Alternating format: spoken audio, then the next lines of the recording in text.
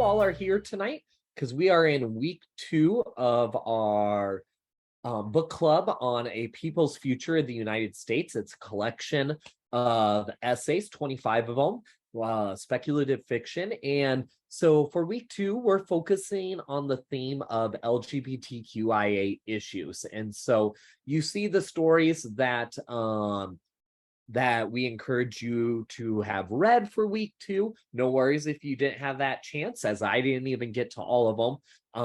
And that's what we'll be discussing. And from the feedback we received last week is folks overwhelmingly enjoyed having the questions put on the shared screen so that folks can see those. And so we're going to continue to do that this evening.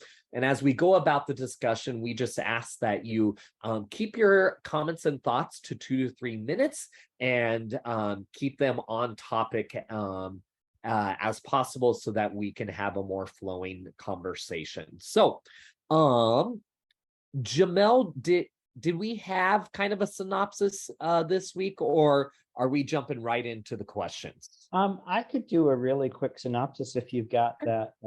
If you just keep those 4 up there. Yeah, absolutely. Just really quickly. As you know, there are a lot of stories in the anthology, and we tried to group them on themes. And this theme, was the stories that were primarily dealing with LGBTQIA issues. We have 4 titles that we'll talk about. There were some other stories in the anthology that dealt with it as well. So I encourage you to keep, jumping around within the book. But really quickly, our aim is not to die. Is a story set in a dystopia in the future, where the title really does say it all. A group of people who are different and who are under pressure to not be different and to hide their differences, whether it's sexuality or autism or other things, are really challenged by society, and in turn they have to challenge society. And that's what the story is about, having the courage to actually take some steps and being aided mysteriously by some kind of system of, potentially it might even be artificial intelligence. It's almost as if the story, I encourage you to read it if you haven't, but the story is just like the beginning of something. It was Saturday night. I guess that makes it all right. We do have a warning that's in this one because of some very explicit content. But it's really the story of a person who essentially hides his identity as a homosexual, a gay person. I don't even know. I'm sorry. What the terms that I apologize on that front, but I think that through the story, though, he begins to feel more empowered. And in the end, he and his partner in crime, somebody who's they both work to set up listening devices or eavesdropping devices for the government. They eventually are encouraged to have some of that technology potentially work for progressives against the government, the repressive government. We are really happy to feature that Prince song in the beginning because the lyric is part of the title, and Prince features in the story because both two people who are very different in the story were distressed that, among other things that were being banned by the government, Prince's music was no longer going to be available after a certain point because he had essentially been canceled by the government as being inappropriate. The synapse will free us from all ourselves. From the synapse will free us. A very interesting and kind of challenging story about someone who is seen. His job is to try to help convert people into mainstream thinking and mainstream sexual preferences, but as the story unfolds, you begin to question and you begin to realize, is he somebody who is actually trying to cure somebody else, or is society trying to cure him? Very interesting story and challenging. And then the last one was probably the most straightforward. Harmony really is about two, I think, women who identify as women who wanted to have a family, and looking for the right community in which they would be accepted to be able to do that. There are all sorts of rules in place in terms of who can have children and having a license to have children and how you get reviewed with respect to that and all sorts of things. And they decide that they're going to set up their own community, and they take the risk to do that. So those are generally the gists of the stories. And as we get into it, people who've read them will be able to jump in with some other content from the stories as we get into the questions.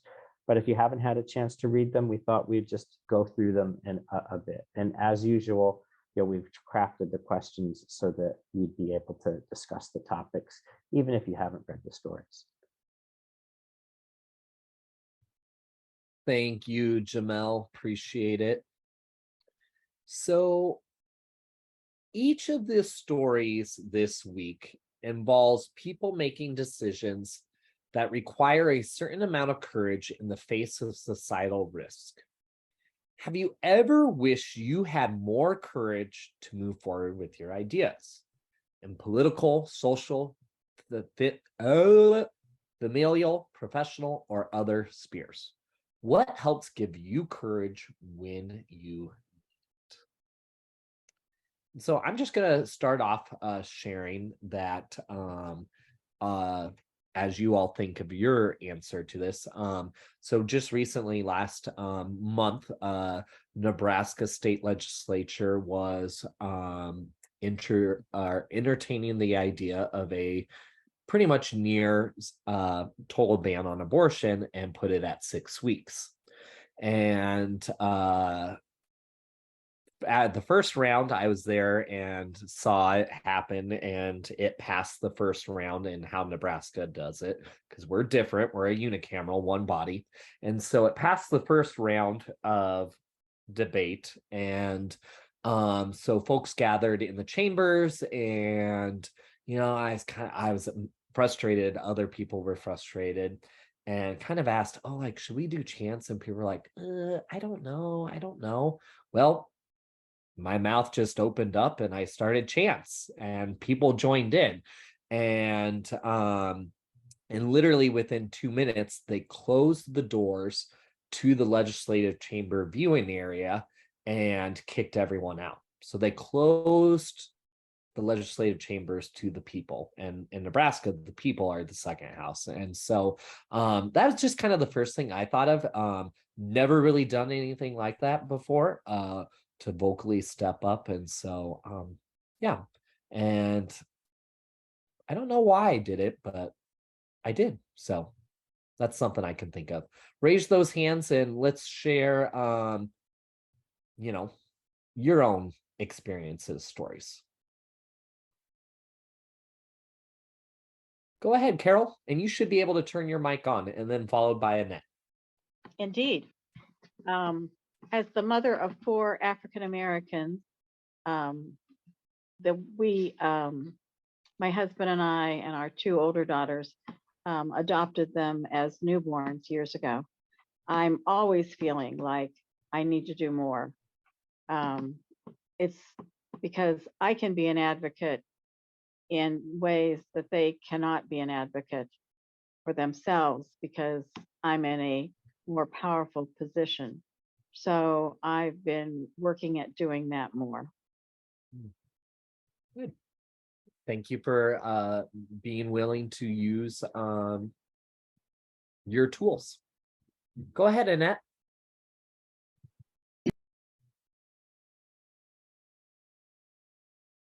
You'll just have to turn your mic on. There, okay. I turned it on and then it turned itself off all by itself. No, just kidding. It's interesting you should ask this question, because I attended kind of a day's retreat, and the retreat was all about choosing your word for the year.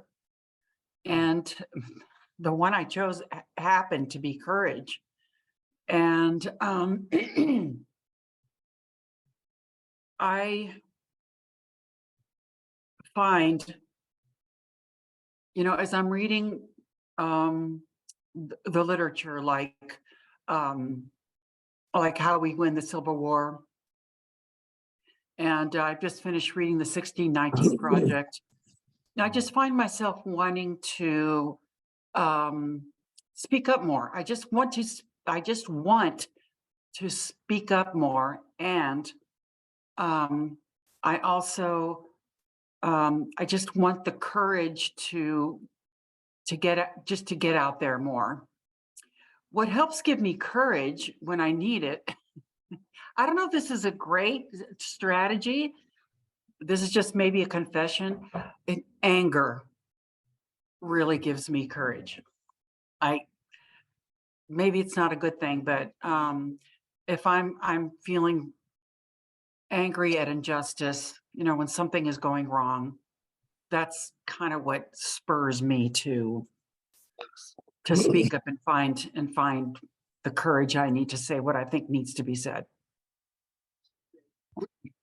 Thank you for sharing. And I look forward to seeing how your word of the year impacts your advocacy. So. Anyone else? And it doesn't have to be political. It can also be, familial or professional. Catherine, and then we'll hear from Jane. I was on a flight coming back from Tampa, Southwest, and actually, we're leaving Baltimore, and it was really, I'm going to make it really crazy because it was so, anyway, most bizarre experience.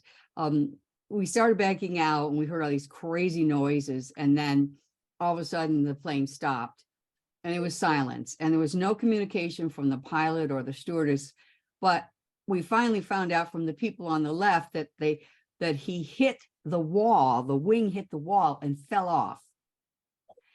And yeah, true. And so finally we didn't know, the lady next to me was deathly afraid of flying. And still, finally, they said, okay, well, we're going to get off and we'll try to find another plane, but we don't know when it's going to be. And anyways, long story short, we finally got back on the second plane, which was another nightmare. And they hadn't, meanwhile, there were a lot of elderly people. They hadn't given us any drinks or acted, nobody said sorry. And there were little kids on there. And so we finally took off. No, then we waited, and apparently there were some people that were missing. So we waited another hour on the runway. When we finally took off, they still hadn't given any drinks, and my neighbor was really thirsty.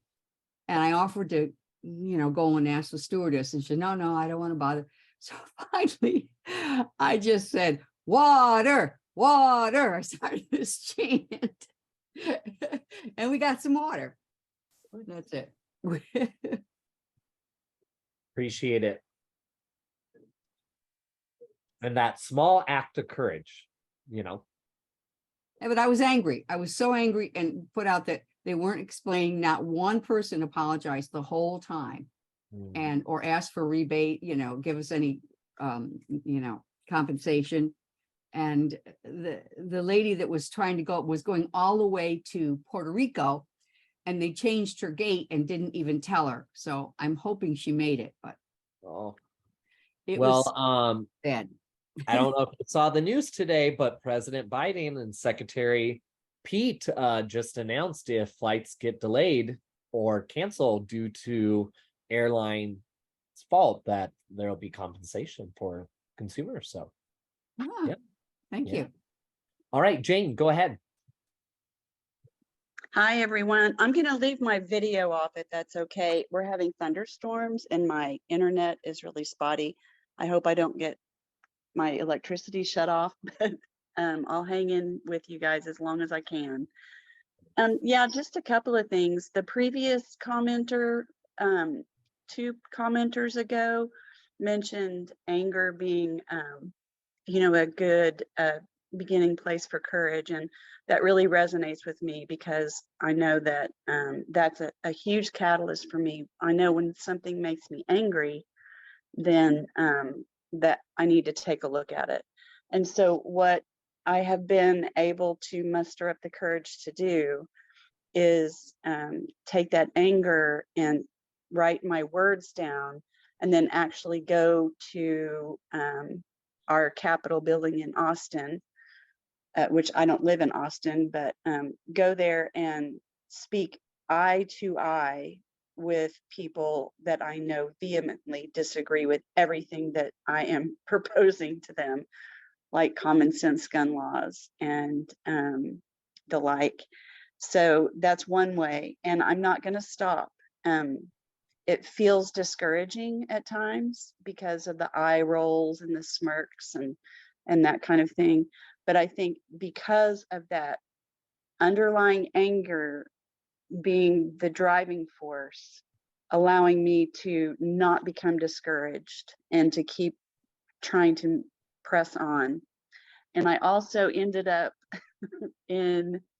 I was the only white person in a Black History parade here in my county. And that was a complete accident. I went to support and then ended up making some friends with some of the parade participants. And so I marched with my little sign that said, I think that one said Black history is American history or something like that. I can't remember which one I took, but at any rate, those were some times of courage that it wasn't so much about the act itself then as it has been about what it leaves, the residue that it leaves inside of me afterward to keep on keeping on. That's it. Thank you. Appreciate that, Jane. And shout out to Moms Demand Action efforts in Texas, because I know locally they voted to raise the age limit on purchase of guns. Yes. At the local level, but cool to see. And Thank in our you. Republican area. So yeah. Thank you. Mel, go ahead. It's just really a little thing, but I think sometimes I'm not necessarily motivated by anger, but I would be motivated by the fact that I know a voice or an idea is not being brought forward that needs to be brought forward. And so, you know, as far as meetings go or something like that, or discussions, if other people are raising the topic, you know, I'm totally fine. I'll, you know, listen and participate and things like that. But what I look out for sometimes is when a voice or a thought is not being expressed, and then that absence of somebody understanding, or the absence of an issue, is actually what sometimes triggers my courage, in terms of, well, somebody has to say it, you know, or, you know, somebody has to raise it. And I guess if nobody else is going to, I have to do it. And I will do it. I do it sometimes reluctantly. But at the same time, I just feel it has to, you know, somebody's got to say it. So it's not quite anger. It's maybe, you know, trying to make sure that that viewpoint or certain facts are raised. But it's not, in that situation, it's not anger. It's just like, it's the absence and need. I guess it's more need. Thank you. Appreciate that. Well, let's move on to our next question. And so, Jamel, I'm going to allow you to lead this discussion, and I'm going to turn my mic off. Sure. So we've put a quote in here, you know, from it that, you know, talks about the fact that, you know, one of the issues that comes up is power, and Yeah, I'll just read it, for those who might be on their phones. I wanted to tell him that desire was not a distraction, not something separate from the way we want freedom, and that the only thing more frightening than powerlessness was power. So the question is, how does power connect to freedom of expression? And what is the importance of that power in resistance movements? How can power be more frightening than powerless? So think about that. Think about whether or not, is power responsibility, and is that something frightening? Is sticking yourself out there frightening? That's what we are getting at when we wanted to discuss this question. And I got to put the screens back on to see who might have something to say about that.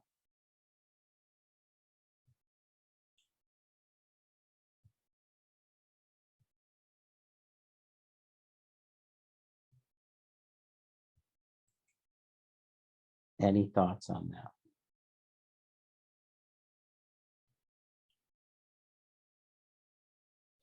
I guess in some ways, when I was explaining my reluctance to raise an issue, I think, in with respect to the previous one, some of it is, based on that,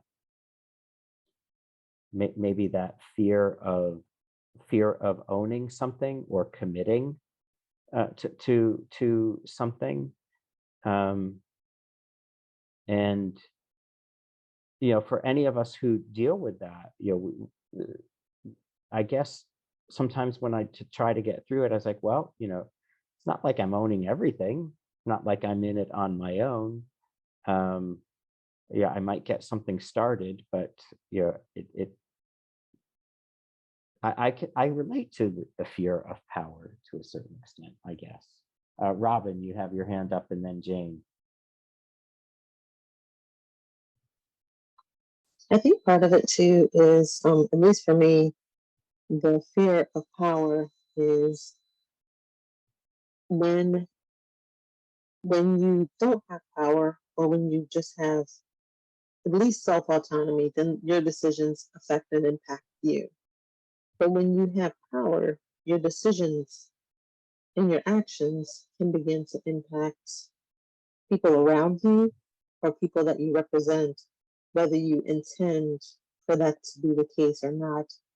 I think especially in a lot of movements that kind of spark organically, people who did not intend to be leaders find themselves in that position where now they are the face of a movement, they're representing the movement, and now their actions are being scrutinized, their history is being scrutinized, their decisions are being scrutinized.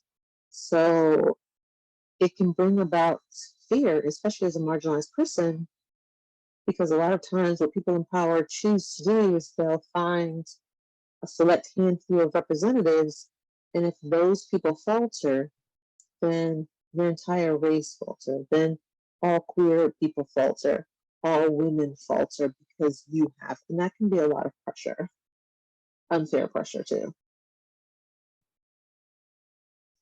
Yeah, that pressure, I get that. Then we have Annette, and then Kamna, and then Catherine, and then maybe Jane. All I want to say really is, this is a really excellent question. And it's something I'm going to have to think about. I don't have an answer for the question. I just wanted to say it's an excellent question, and it's a hard one. Look up to us. I'm going to be thinking about this. Okay, good point. Kamna?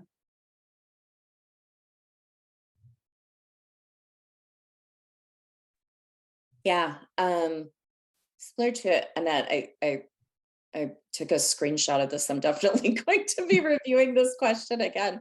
But what came to mind, especially in hearing your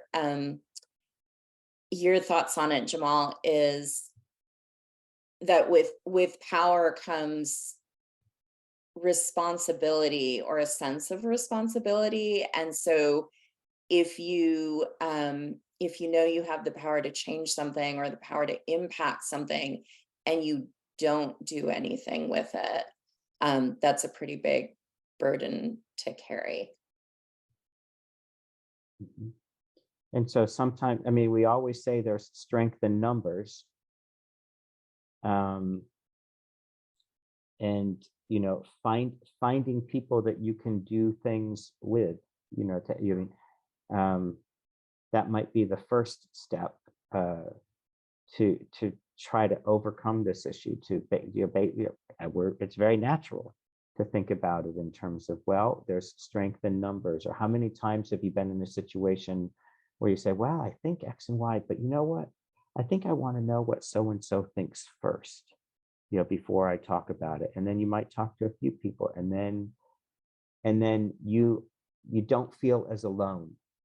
A lot of the protagonists in our stories here, this is, the world of fiction, we only see them interacting a little bit, with others, and in many cases they are on their own. But that very first one,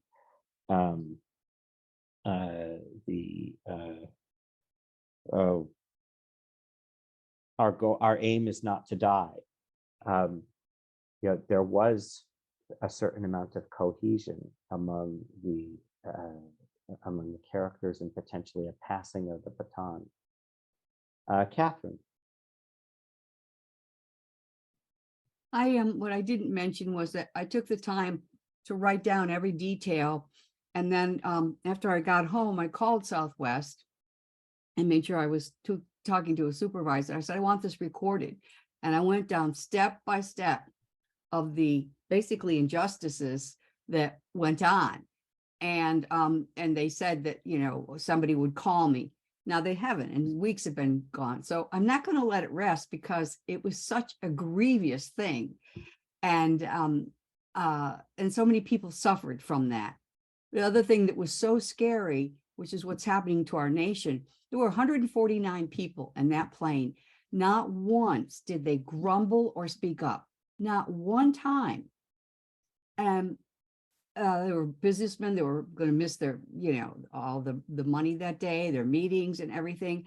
And I just thought, this is what's happening to Americans. We're just afraid to confront a situation when it's definitely deserving of confrontation. That's it.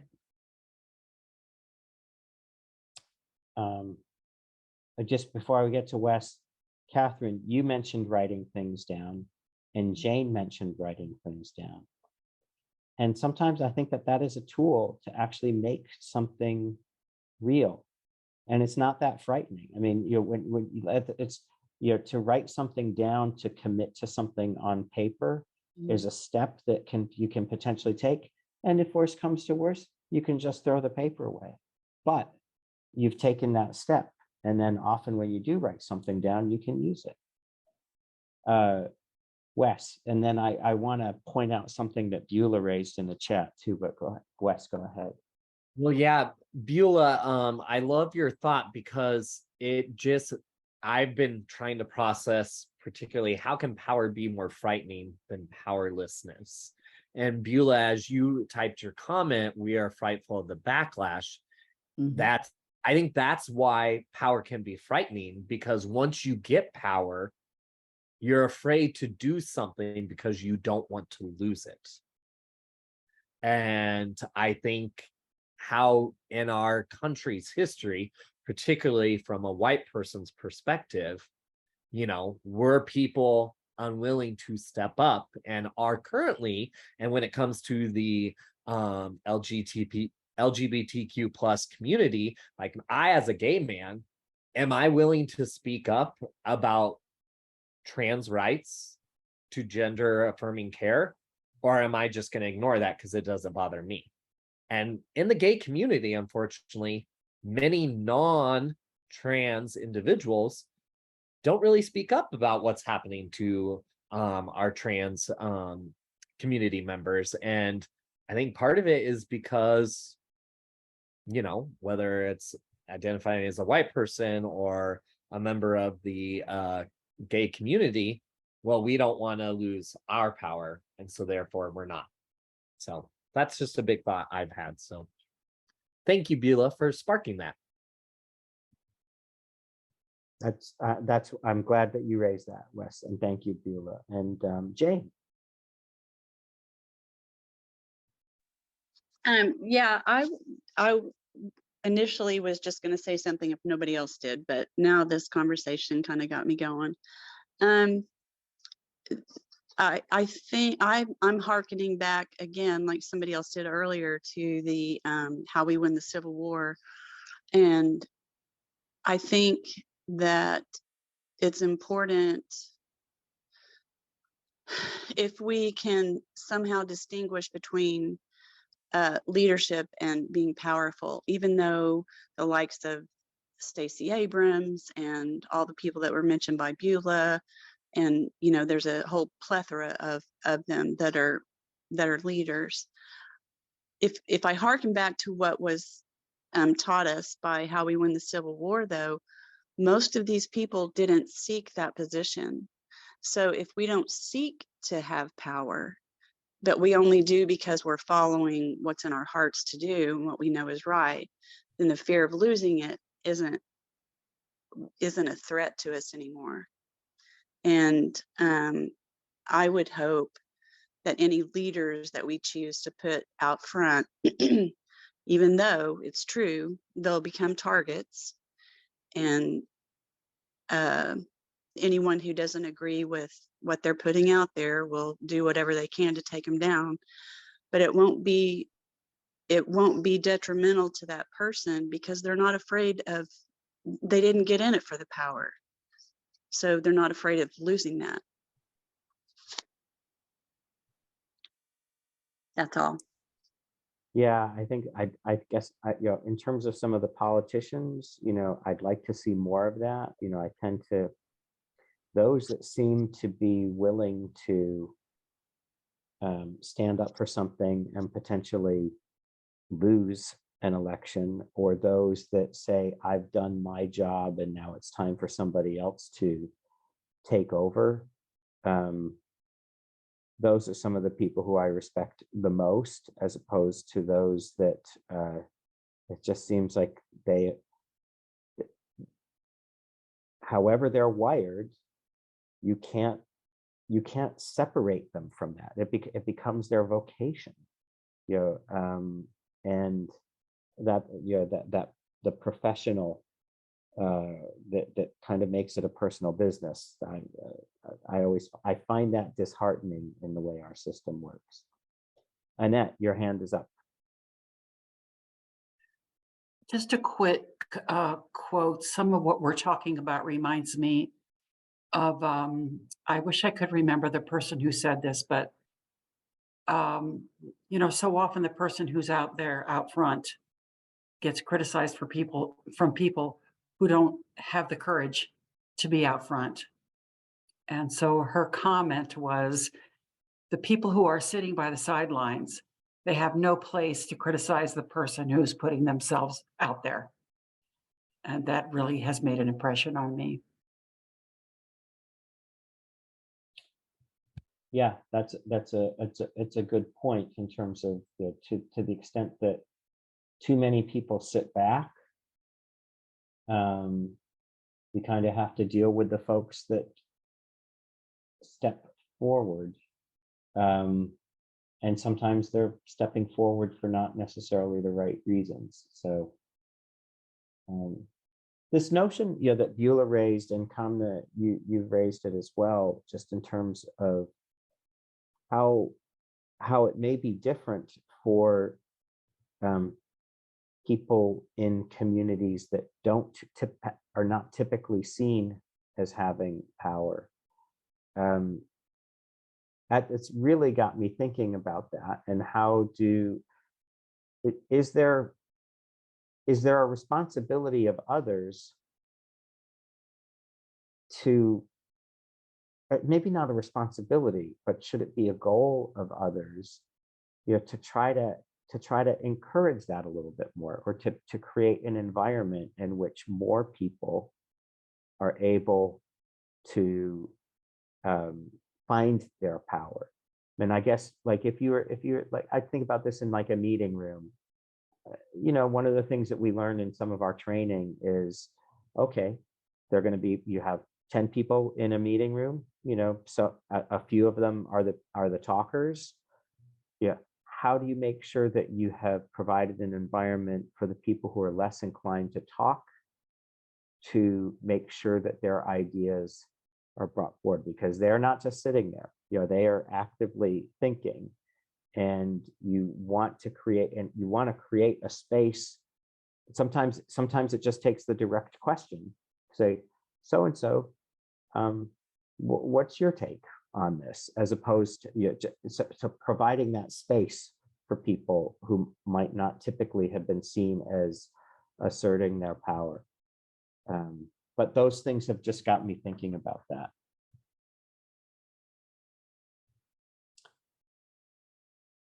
So Wes, should we move on to the next question? Yeah, and before we do that, I'm gonna put out a poll question, a Zoom poll question.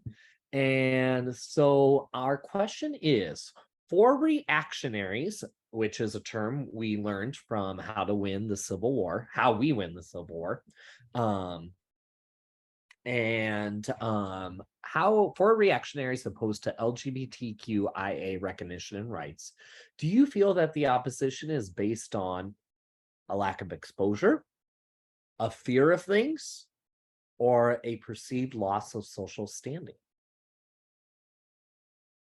And I shortened the options, but take some time to look at them and then select your thought. Now, as you do this, I'm seeing the results coming in, but other people don't see the results. Is that correct? Until you share them? Yes. Yep. Okay. So unfortunately, Jamel, Robin, and I don't get to vote, but we get to see you all and see the numbers change too. So we're up to 72%. So we'll give it about another 15, 30 seconds.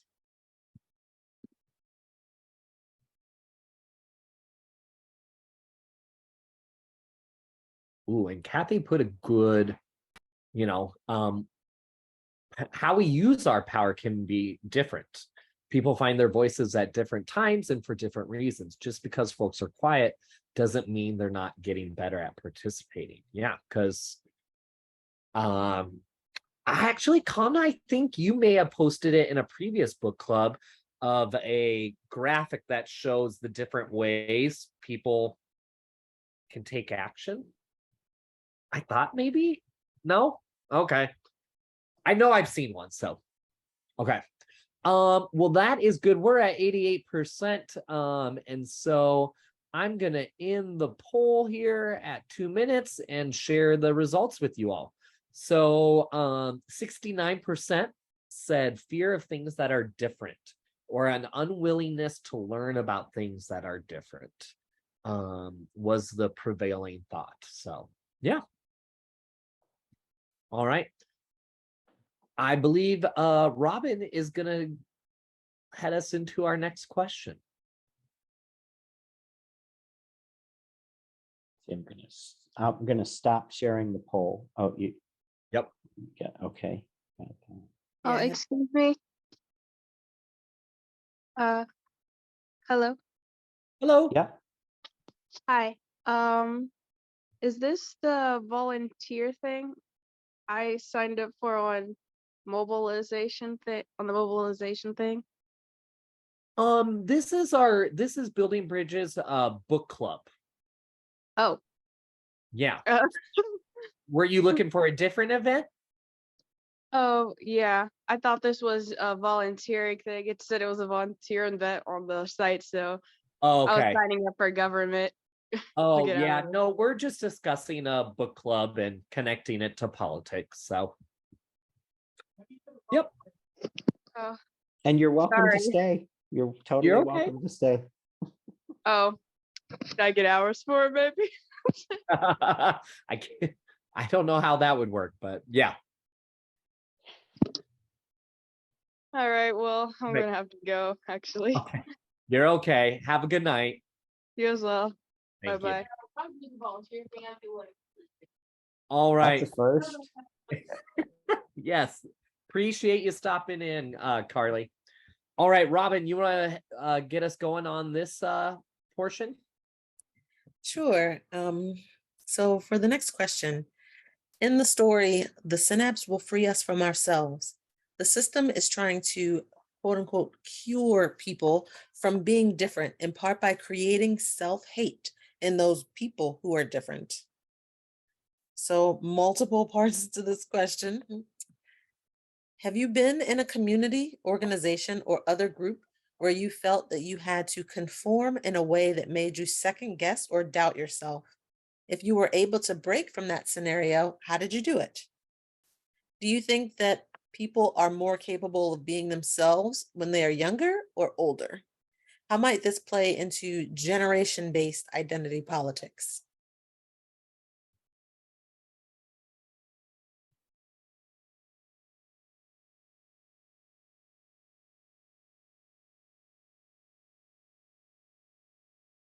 All right, I see you have your hand up, so I'm going to ask you to unmute.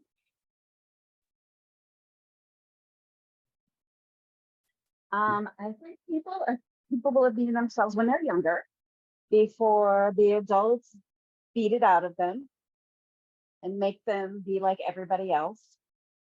And also older people, when they no longer give a shit what everybody else thinks anymore. And I am thankfully to that place where I can just do what I want, I can say what I want, and I don't care what you think of me. I am who I am. And it was very freeing not to worry about what everybody else thinks all the time. Like, I can't believe I lived my whole life like that. It was awful. So, yeah, now I'm just happy to be me. And I think, yeah, and the little kids are just who they are until we tell them, you can't do this, you're too loud, you can't do that, you're acting silly, you're disrupting, you're whatever. I don't know. Kids are fun and perfect, and we should just let them be themselves. Everybody should be able to just be themselves. Thank you for sharing, Kara. Georgianne, I'm going to ask you to unmute.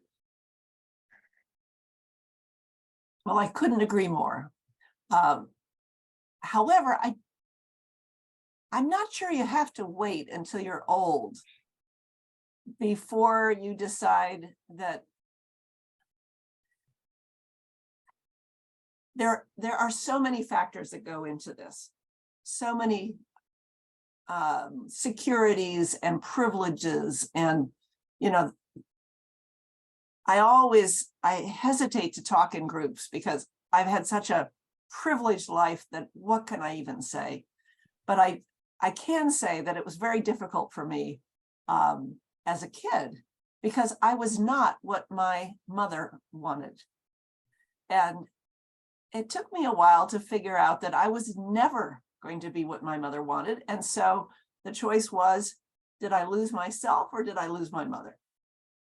And so I kind of separated from her emotionally fairly young and kept that up until I had kids. And she became a big fan of mine because she loved my kids. Who would have known? But in any case, I don't think that everybody has the same situation. But I do think what's worked for me is my friends love me. And if you don't love me, well, I guess you're not my friend. And that's okay with me, except that then there's the power, it all depends on the situation. And I don't think that people are more capable when they're younger or they're older. I think it takes everybody a different amount of time and different experiences until they get to the point where they're able to say, I am important to me. Very well said, Georgiana. I like that.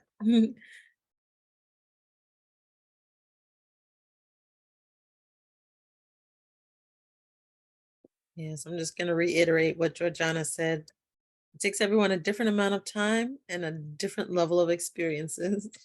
That is very true. One of the things that plays into it for me, and whether or not to conform and when to conform, is safety. A lot of this goes into code switching. A lot of it goes into the mental calculus that marginalized people have to play. Women, people of color, LGBTQIA people. I was telling a friend of mine who is a cishet white male that something that a lot of marginalized people do innately, that people of privilege don't even realize, is we will stay quiet, not necessarily because we're shy people, but we're seeing how you respond to certain situations. And we're gauging whether or not you are a person who is safe to expose our authentic selves to. Because whether or not we feel comfortable with ourselves, we still have to understand that you are or are not a person who is safe to be around, because we understand the power dynamics of this country. And if we are our authentic selves around you and you have a level of power that lets you put our safety in jeopardy, we have to make a decision around that. So that's one that goes into it for me. So Kara, I'm going to come back to you, but I think Annette hasn't answered this question yet. So I'm going to let her answer and then I'll come back to you, Kara.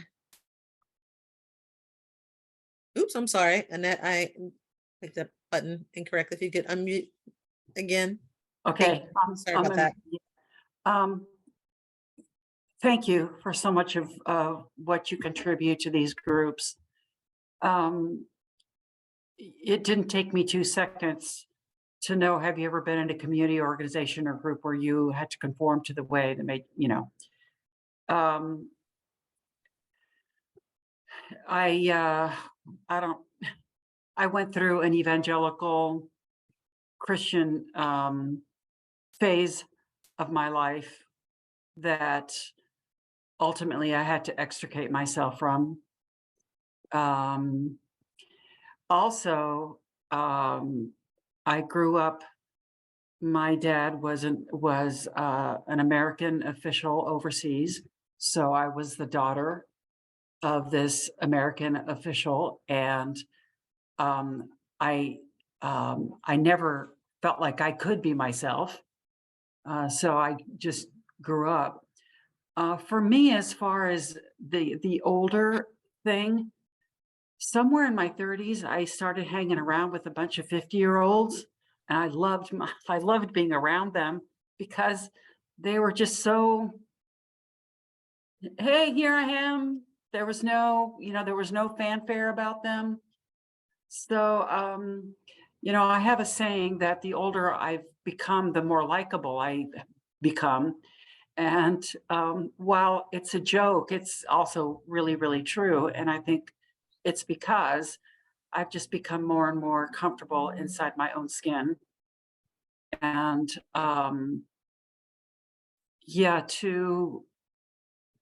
it's taken me a long, long time to extricate myself from those roles that others have told me that I needed to have.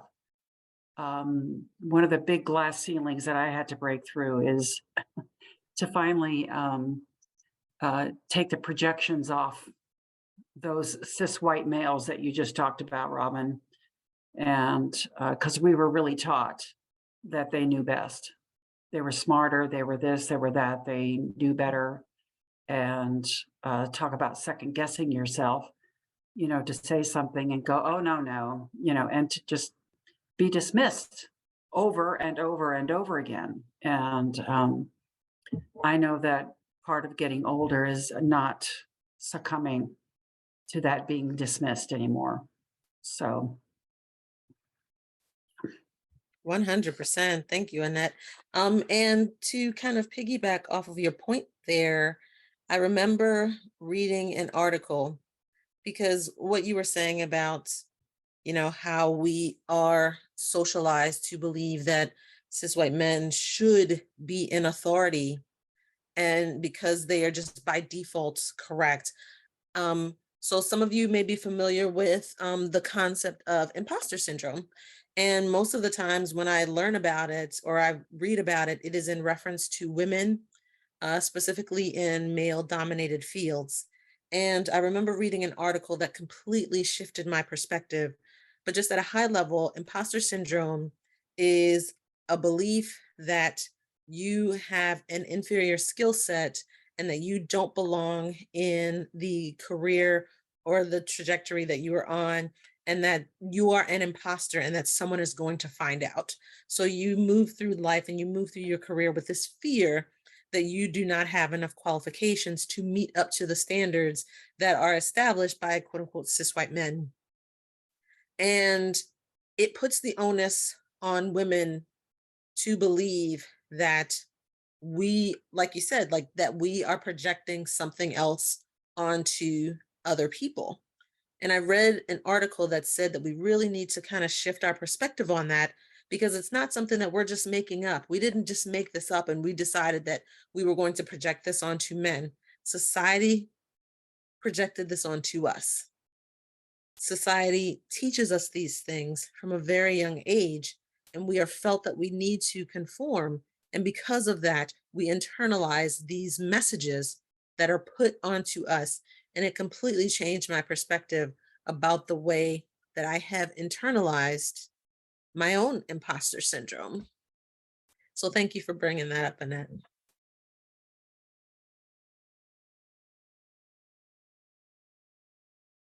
Anyone else have any other thoughts? Jamil? Yeah, I mean, the whole notion of imposter syndrome, it's interesting because I think everybody has it. It's how people deal with it. Like, cis white men have imposter syndrome, but to a certain extent, I mean, if you participate in certain conversations and somebody says, I didn't know the hell what I was doing, I just did it, and then, and it doesn't bother them. But that's the key difference, that it doesn't bother them. Correct. That makes it not imposter syndrome, it's different. Yeah, I mean, because I've heard people use it that way. I mean, it's almost as if they get away with it though. Well, I think, and this is just polite debate here. I'm not trying to. Yeah. I think the difference is, and I understand what you mean, where two different people can go into a scenario where they don't think that they have the knowledge base to answer a certain thing. But one group of people will believe that that means that they don't belong there. Right. Another group of people will believe it doesn't matter whether I know or not. Right. I'll figure it out. Right. My presence here, I can make this better. So those are two different ways of approaching a similar situation, and it's very different. I totally agree. And this comes up in hiring, or this comes up in the way people will fill out an application. I think you might, and I might have even talked about this in a separate conversation. If you're to fill out an application, you have to meet 5 criteria. Some people, and we'll just generalize here, will say, well, I'm pretty good at all of those and I'm comfortable with it. And somebody else might look at that and they might be very strong on 4 criteria, but they have a little self-doubt on 1. They'll basically say, I'm not qualified. And this is to me, that's a huge issue in terms of the way different hiring systems are set up, when you have to answer questions kind of in a yes or no environment, and it just doesn't work. It actually reinforces some of the barriers that we have to actually empowering people who may not be part of that empowered class. I agree with you. It's how people react to it differently, but it's there for both of them. Thank you. Thank you for bringing that up. I think that's a really important point for us to discuss and understand how two different groups of people can look at the same situation and approach it differently, and how it has such a lasting impact on how they view themselves, how they move through the world, and how they are perceived by others. So that's a great point. Thank you for bringing up that discussion. Anyone else have any other thoughts on this one before we move on to the next question?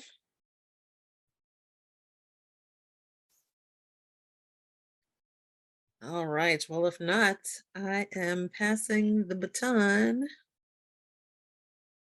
Wes, you want to do number 4? I will take it. Thank you, Yeah. Robin. Yeah. Tolerance could be legislated, could be demanded, but it couldn't be guaranteed. Even as people followed the rules, they were still capable of harboring an astonishing amount of hate in their heart. And so this quote comes from Harmony. And despite having the right to be in same-sex relationships, LGBTQIA people still feel set apart from their neighbors and experience bias in their ability to buy a home and apply for parenthood. Nan and Miriam decide to start a small town free of the stigma that they feel in established neighborhoods. And so then I'm going to go to the next slide. As LGBTQIA and other marginalized communities gain wider acceptance, is it necessary to maintain safe spaces, or should efforts be focused on increasing and promoting tolerance and integration? How will we know when safe spaces are no longer needed? How do we know when equity measures in our institutions are no longer needed? And then also, how do you define community? What are some things that bind a community together, i.e. similar values, shared experiences, and whatnot? And how do you create that community? So I'm going to give a little time. I'm just going to go back to so folks can see, where we're pulling from in Harmony. So I'll give you about a minute to look that over again, and then I'll go back to the questions.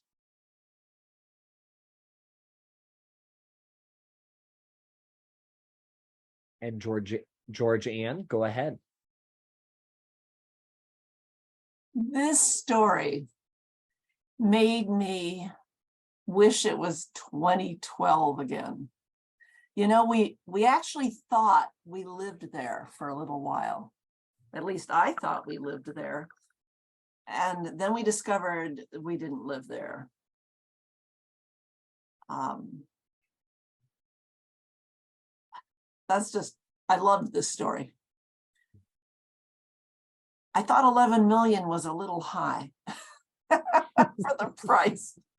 Because I read recently of some town that somebody bought for $2.5 million, but it wasn't in California. And I do have a suggestion from my own experience about defining community. And on the good and the bad, we're having more natural disasters all over the place, all the time. My experience is that a not total disaster is a community building opportunity. That when there's damage and you have to come together to help individuals and groups, that the community feels more of a community. Appreciate you sharing. Go ahead, Carol. I think that we need to do part and part. We need to do what Nan and Miriam did in the story and create special safe places. And also, we need to promote tolerance and integration. And in each situation, it's a little bit different, and it makes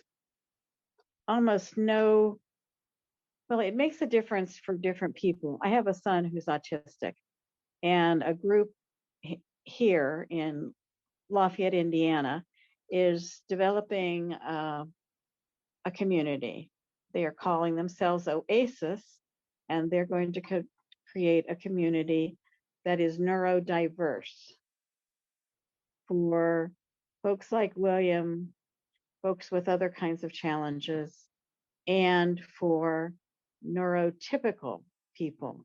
And so they will be creating like a harmony in that they will invite people who will be supportive and understanding and comfortable with folks who are different than themselves. And that's a wonderful idea.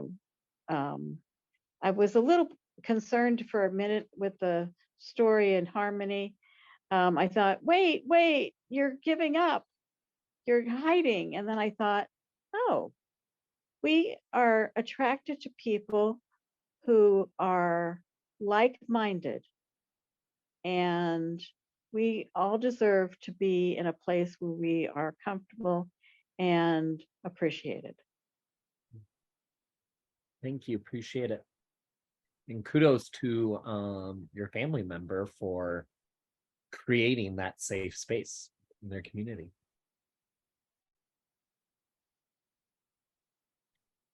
And I just thought of like I live in Omaha. It's progressive for Nebraska, but it's not progressive when you judge it, you know, to other places. And we just talk a lot about like, you know, like I feel, me personally, I feel comfortable as a gay man, especially compared to like 10 years ago. But still, like, as our society, and for my experience, becoming more comfortable and more accepted to be a gay individual, I still want to go to a gay bar because that is a safe space. And I want to go to a drag show, and I want to, you know, dance, you know, to whatever song comes on, you know, and like, to me, it's a safe space, and I don't ever want to get rid of that. You know, and I would love it if we had a gayborhood in Omaha, but we don't, you know, and I don't think it's bad. And so I think safe spaces should always stay because it's community. So, Robin. So great comments, both of you. So I wanted to speak on Carol's point, and then as you were speaking, Wes, you made me think of something there as well. So Carol, one of the things that you said that sparked a thought was, you know, how it changes and shifts, you know, as our culture evolves, as our society evolves, we learn different things about ourselves and about each other. So at one point in time, making a safe space for Black people looked a certain way. And then as we started to understand more about marginalized identities, about differences, even amongst people within a community, now we may have, okay, we need specific spaces for Black men to talk about mental health issues specific for them. We need a space for people who are Black, but also identify as LGBTQIA to talk about the intersectionality of those specific identities for us. And then to your point about neurodivergence, there are things where people who push back may say like, oh, all these things that exist now, that these things, people are just making them up because they didn't exist 20, 30 years ago. They did exist 20 and 30 years ago, but our society didn't understand them because we wanted to tamp them down. A lot of people in neurodivergent spaces are saying that they've always existed, but they have had to learn how to conform. They've had to learn how to almost mask neurodivergent behaviors because they could be societally punished for not behaving in certain ways. So now that we're actually open and talking about it and learning about it, more people are comfortable to kind of step out and say, hey, this applies to me too, but I didn't understand it, I didn't have the language for it until those people over there made a safe space so that they could understand it. And now that they have done that, they can bring that information to the wider public and other people can benefit from that as well. The thing that you were talking about, Wes, even if a space is quote unquote safe, like Nan and Miriam's original community, yeah, it was safe, but there's a difference between feeling as though you're tolerated and feeling as though you're actually a part of the community.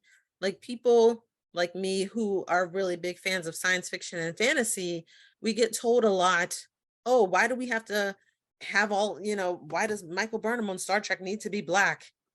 We're not telling you you can't enjoy Star Trek. It's like, yeah, you didn't tell me that I can't enjoy Star Trek, but when I look at your vision of the future and there are no Black people in it, that says something to me. And it's kind of like what you were saying, like you want to go to a gay bar because it's like, yeah, you can go to another place, but you want to go to a place where you feel that your culture is being appreciated and uplifted. And so I think that's why, even though places are safe and places where we can come together to figure out how we relate to each other in one way, we still need other ways to be able to revel in our own culture as well. Alrighty, I'm sorry I talked a lot, so I'll move it on.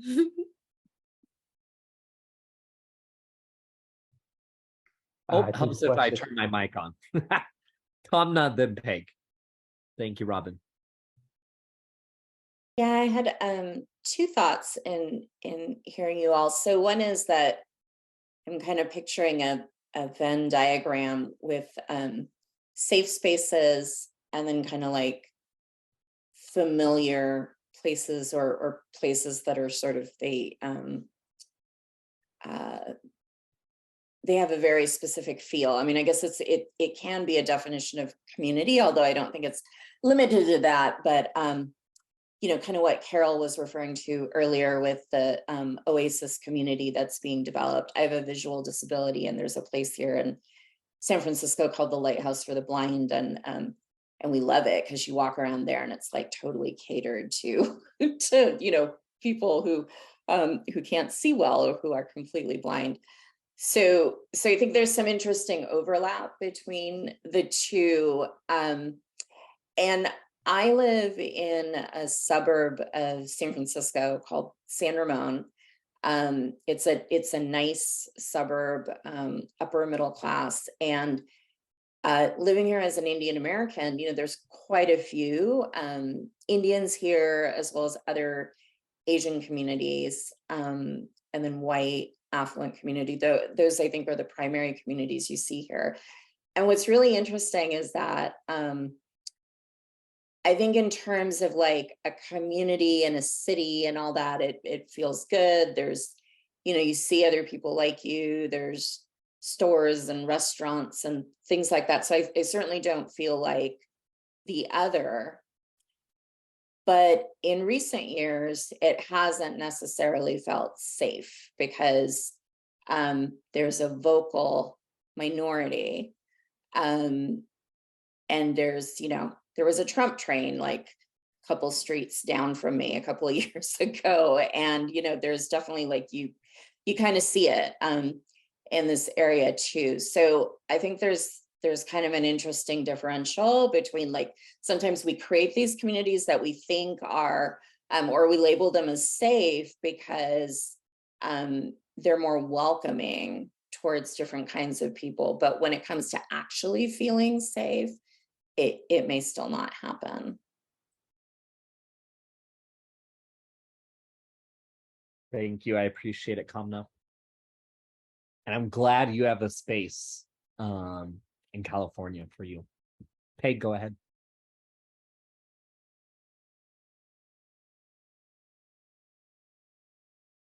Peg, I don't know where you went.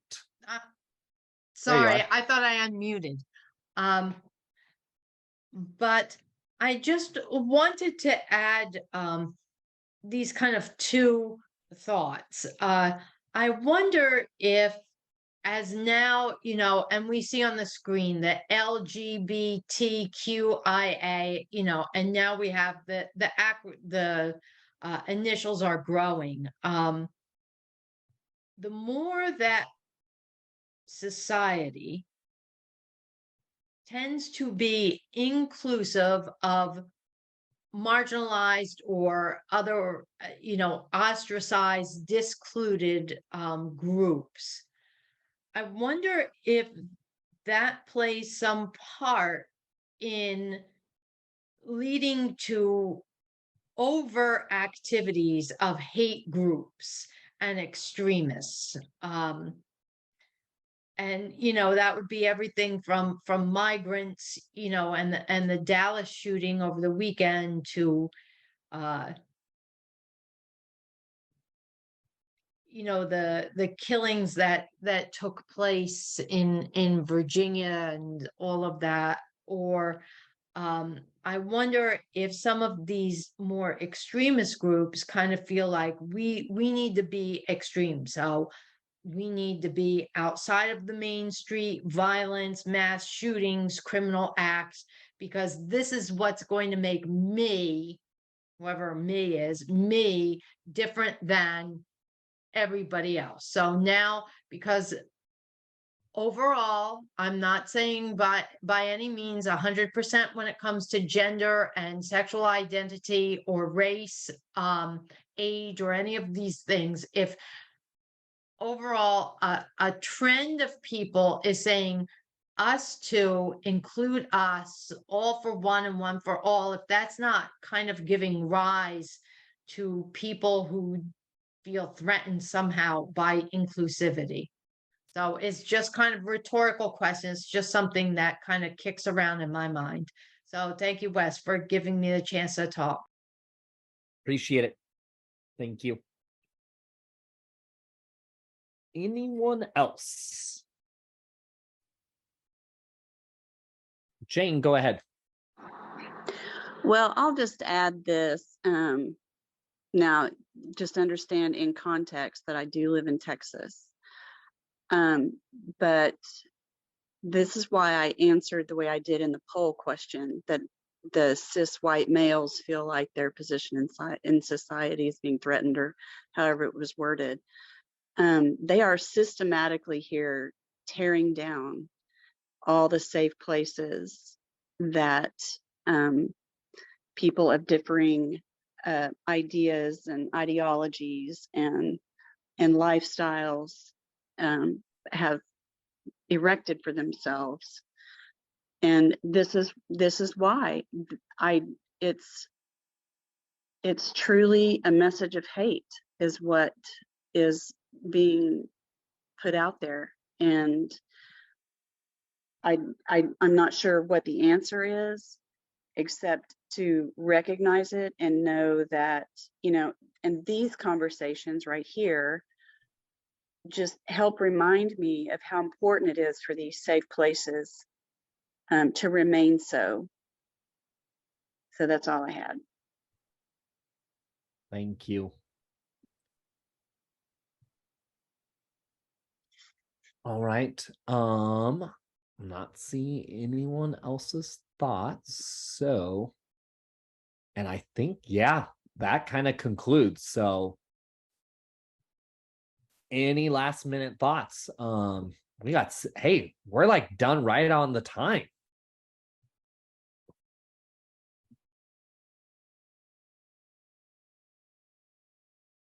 Well, sorry, I am a little distracted because Nebraska state legislature is, well, they're trying to make Nebraska not a safe space for trans individuals, and they're really going through some garbage right now.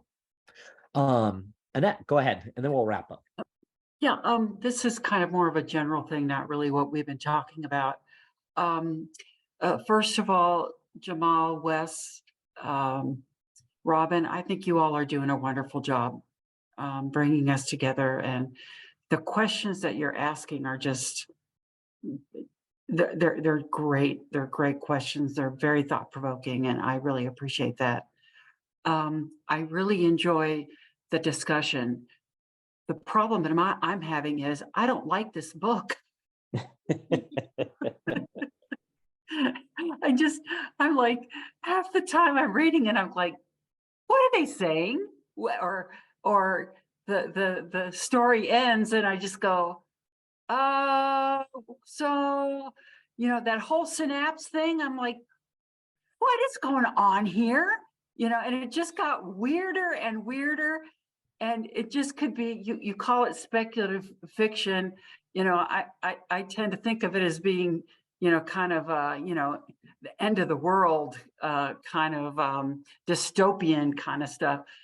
So I'm really trying to like this book. So I really like these discussions, and it's really hard for me to read these stories. I don't know if anybody else is feeling that way, but they're just, yeah. Anyway, so I just wanted to say that there's so much about this that I enjoy, except the book. I'm just Well, being, I'm just being honest. I And appreciate the honesty. I wanted to know, as I'm reading there, I'm going, why did they choose this book? So if you can tell, can you, just, it's just a curiosity question. Why did you choose this book? And I'll stop So- now. So I'll speak up because this was me. So thank you for that feedback. I definitely understand that not every type of story is for every person. And yeah, they are speculative fiction, and dystopian fiction is a subgenre underneath speculative fiction. I personally am a big sci-fi buff. Like almost everything that I watch, probably 80% of what well, that's not true because I read a lot of nonfiction too, but a huge percentage of the fiction that I read is science fiction. So these are the types of stories that speak to me. And so I chose this book because I thought that it was a way to drive discussion. For exactly kind of like what you're saying, even though you don't specifically like the book, I think that that's okay. Part of the reason why I chose it, even though I enjoy it, we want to read stories that do exactly what you said, that drive discussion, that are thought provoking. And to Jamel's point that he reiterates every week, part of the reason why we phrase the questions in the way that we do, part of the reason why we do the synopses at the beginning is because you don't have to read it. Honestly, if you feel that you are getting a lot out of the discussion, but that you are not enjoying the stories, don't read them. I'm totally okay with that. I enjoy your comments. I love having you here. We would love to have you back. And I think you can answer the questions and still provide input to the conversation without having read the book. It's okay. That's our job. We will read the book. We come up with questions that we think relate to the book. And for the people who read it, they can connect it to the book in ways that they feel passionate about. And for people who have not read the book, you can share your experiences that relate in the question. So it's okay. Well, I'm going to hang in there. Okay. I'm going to hang in there. But yeah, if it is not bringing, if it's not something that that you feel that you want to be doing, and also, we have multiple stories, we have several stories. If one isn't speaking to you, just move on to the next one. And I'm okay with that. And Jamel, you wanted to say something too? Yeah, I'll jump in, and I'm really glad, Annette, that you felt comfortable saying that, because I do think that some of these stories are they're tougher, and I've now gone through all of them. We had not gone through all of them, when we picked the book and stuff like that. We had had a really good experience with Radicalized, which we did before, which is 4 short stories that I liked more. They were also challenging. Some of these, though, I took my notes. I was like, wow, we don't need to discuss that one. It's sort of like it would take us, there are just some that I was like, hell no, but there are, I have found some gems in here as well. And I tend to be, I like fiction and I like the speculative fiction, but I also feel like it's, some of the stories that seem to be a little bit more grounded to me are easier. Next week, we have a few that I liked, and one in particular that I felt really spoke to me is called Riverbed. And if you haven't read it, it's on the list for next week. I just found it, I found it more approachable. I mean,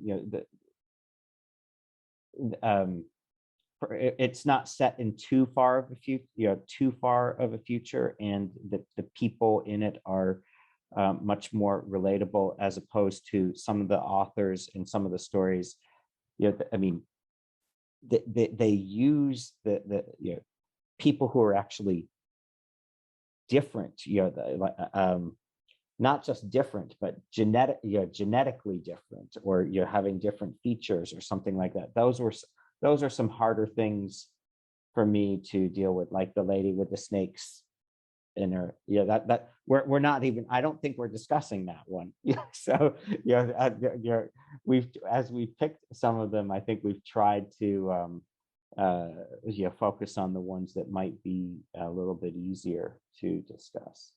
But I really appreciate you being forthright about that and just sharing your thoughts on it. And I think that I don't think that you're alone. I've talked to some other folks who's like, what's with these stories? And that's okay. That's okay. One last thing is, I do have to admit, they're really well written. I mean, these authors, they are good writers. So at least I can at least objectively say, yeah, this is good literature. I mean, it's well written. So it's not all negative. One thing that we didn't talk about today that Robin and I talked about was that reading these stories, and these stories made me feel it was like a practice in terms of using pronouns. I really had to concentrate on the fact that the pronouns that were being used here were not ones that I had used growing up. And whether I was reading or listening, it was a real challenge. But I got better at it, and now I'm more comfortable. It's the more you practice, hearing, it's just like new words and new language and different and some new contexts. That was and Robin put a link in our in our materials to something about using pronouns. I mean, I think that we're moving into this space. There's certainly people who react against it, but the more you use them, the more you see them used in contexts, the less it becomes a big deal. And that was like one really practical thing I pulled from this, because I had not been exposed to so many stories and so much writing in which that to me was a major feature, given some of these stories.